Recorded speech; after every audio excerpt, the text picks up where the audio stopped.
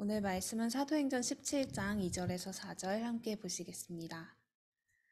바울이 자기의 관례대로 그들에게로 들어가서 새 안식일에 성경을 가지고 강론하며 뜻을 풀어 그리스도가 해를 받고 죽은 자 가운데서 다시 살아나야 할 것을 증언하고 이르되 내가 너희에게 전하는 이 예수가 곧 그리스도라 하니 그 중에 어떤 사람 곧 경건한 헬라인의 큰 무리와 적지 않은 기부인도 권함을 받고 바울과 신라를 따르나.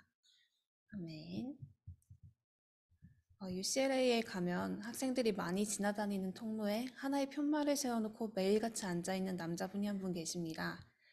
그 편말에는 종교는 약한 사람을 위한 것이다 라고 쓰여 있는데요. 학생들이 그분에게 가서 상담을 받는 모습을 본 적은 없지만 그 편말이 전달하는 메시지는 수많은 경쟁을 뚫고 UCLA 다니고 있는 학생들에게 상당히 합리적으로 느껴질 거라 생각됩니다.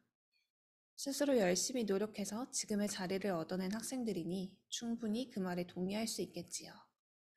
하지만 종교는 정말 약한 사람들을 위한 것일까요? 돈을 많이 벌어 재력이 있는 사람이나 세상적으로 성공한 사람들에게는 종교가 필요하지 않은 걸까요? 로마서 3장 23절은 모든 사람이 죄를 범하였음에 하나님의 영광에 이르지 못하더니라고 말씀하고 있습니다.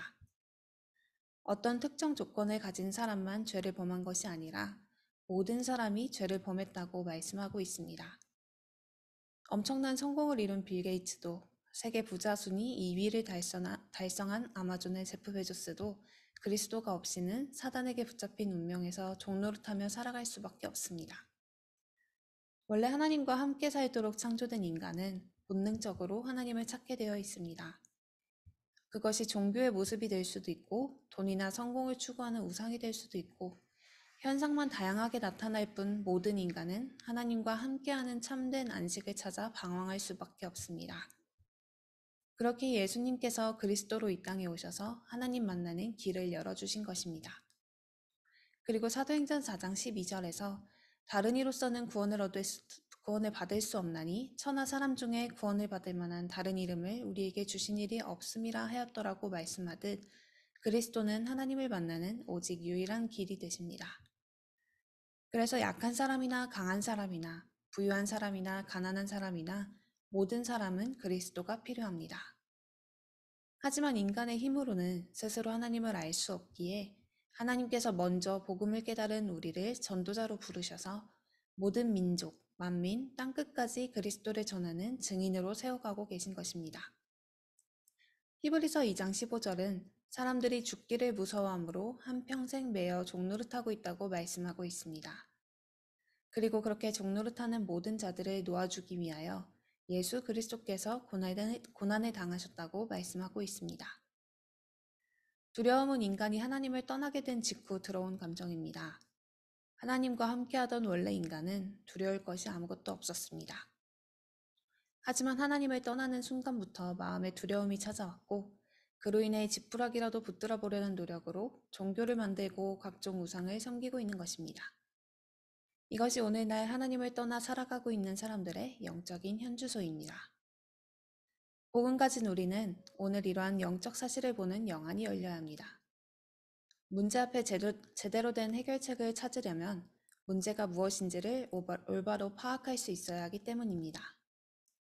그래야 우리에게도 그들이 가진 수많은 문제의 유일한 해답은 오직 그리스도라는 답이 나와지기 때문입니다. 고통받는 영혼들의 문제가 하나님을 떠난 영적 문제로 보여야 그들에게 그리스도를 해답으로 제시할 수 있기 때문입니다. 그래서 이번 한 주간 세 가지를 볼 수 있는 영안이 열리도록 함께 기도하며 인도받아야겠습니다. 먼저 운명에 묶여있는 세상을 볼 수 있는 영안이 열려야 합니다. 뱀 속에 들어간 사단은 아담과 하와에게 선악과를 따먹으면 하나님과 같이 될 수 있다는 속임수로 인간을 속였습니다. 그 뒤로 인간은 끊임없이 내가 하나님과 같이 되고 내가 인생의 주인이 되고자 하는 나 중심의 운명 속에 빠지고 말았습니다. 하지만 하나님과 함께할 때 행복하도록 창조된 인간은 나 중심이 아닌 하나님 중심으로 살아갈 때 참된 안식을 누릴 수 있습니다.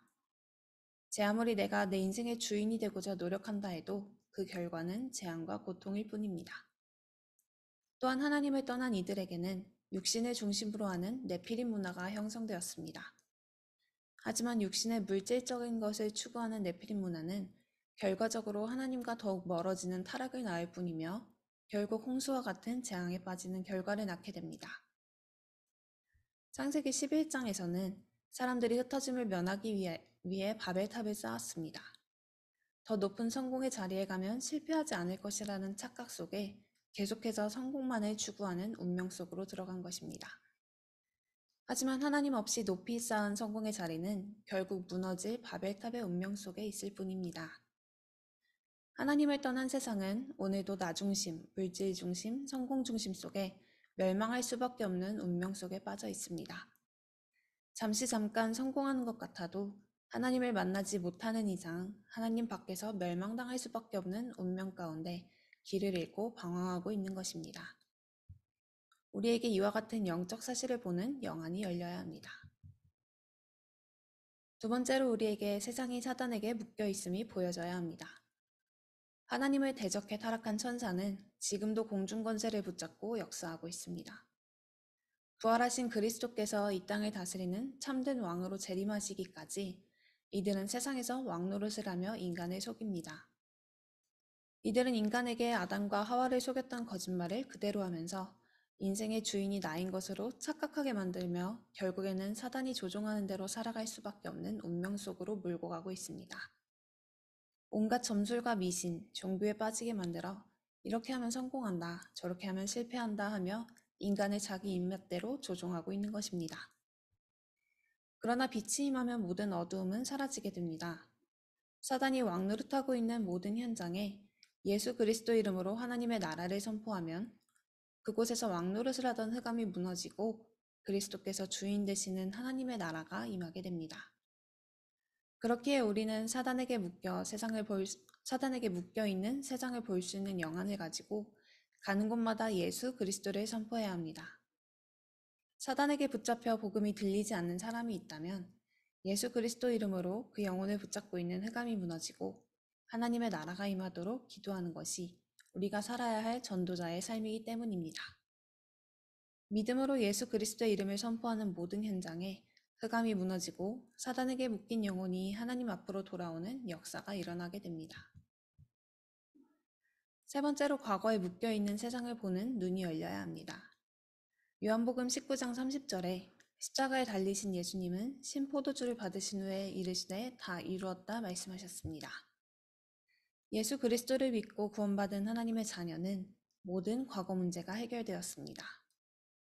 하지만 그리스도가 없는 이들은 여전히 과거 속에 묶여 살아가고 있습니다. 과거에 했던 실수, 과거에 받은 상처 속에 맴돌며 앞으로 나아가지 못한 채 빙빙 도는 삶을 살고 있는 것입니다. 서울역에 있는 노숙자 중에는 이단에 빠져 가져다 바친 5천만 원이 억울해서 일상적인 삶을 살지 못하고 노숙 생활을 하고 있는 사람이 있습니다.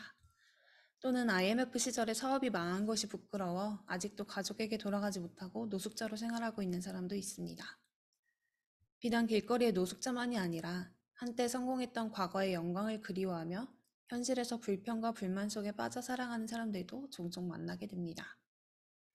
원래 인간은 과거에 집착하며 불행 가운데 살도록 창조되지 않았습니다. 원래 인간은 하나님이 함께 하심을 누리며 세상을 더욱 풍성하게 다스리고 정복하도록 창조되었습니다. 그리고 그 결과를 바라보며 하나님 곁에서 그 기쁨을 함께 맛보는 영광의 자리에 함께하도록 창조된 존재입니다. 이와 같은 축복은 예수 그리스도로 말미암아 과거의 족쇄에서 해방될 때 회복되게 됩니다. 그래서 하나님은 우리를 먼저 찾아오셔서 틀린 지향점을 두고 과거 속에 빙빙 돌며 방황하던 인생에서 벗어나 그리스도 안에서 원래 인간의 참된 정체성을 누리는 증인으로 우리를 세워가고 계시는 것입니다. 옛사람에서 벗어나 새사람을 누리는 우리의 인생을 통하여 더 많은 영혼이 과거의 족쇄에서 벗어나 하나님 자녀의 새 삶으로 들어오도록 오늘도 우리의 인생을 인도하고 계십니다. 그렇기에 우리는 과거에 묶여있는 세상을 보는 영안을 가지고 그리스도의 참된 복음을 누리는 증인으로 세상 앞에 서야 합니다. 참된 복음은 말씀 묵상을 통해 누릴 수 있습니다. 성경은 하나님은 곧 말씀이시라고 말하고 있습니다. 이것은 우리가 말씀을 누리는 것은 하나님을 누리는 것과 같음을 의미합니다. 하나님께 받은 복음의 말씀은 묵상하면 묵상할수록 우리의 영혼을 살리는 능력으로 역사합니다. 수천 년 동안 변하지 않고 전달된 말씀이지만 날마다 묵상하는 말씀은 날마다 새로운 창조의 능력으로 우리의 영혼을 살리고 우리의 현장을 살리는 능력으로 역사합니다. 그렇기에 우리는 하나님께 받은 말씀을 깊이 생각하고 묵상하는 것으로 세상 살릴 모든 능력을 얻게 됩니다. 이번 한 주간 하나님께 받은 말씀을 기준으로 세 가지 사실을 보는 영안이 열리고 말씀을 묵상하는 가운데 우리에게 주어진 현장을 살리는 하나님의 능력을 얻는 복된 한 주간 되시길 바랍니다. 기도하겠습니다.